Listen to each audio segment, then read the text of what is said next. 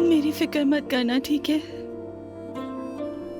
मैं अम्मी के घर पे हूँ, तुम्हारे बाहर आने का इंतजार करूंगी। अगर मैं ना आ सका तो मुझ पर तो इतने सारे इल्जामात हैं नूर। तुम आओगे, तुम जल्द ही रिहा होगे। मुझे माफ कर दो। मुझे बहुत अफसोस है, बहुत अफसोस है नूर। मैं तुमसे माफी चाहता हूँ, मैं बहुत शर्मिंदा हूँ। मैडम, हम इससे ज्यादा आपको नहीं मिलने दे सकते।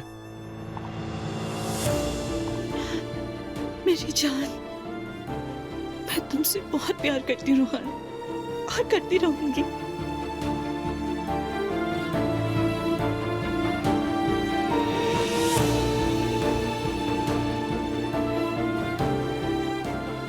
मुझे बहुत अफसोस है,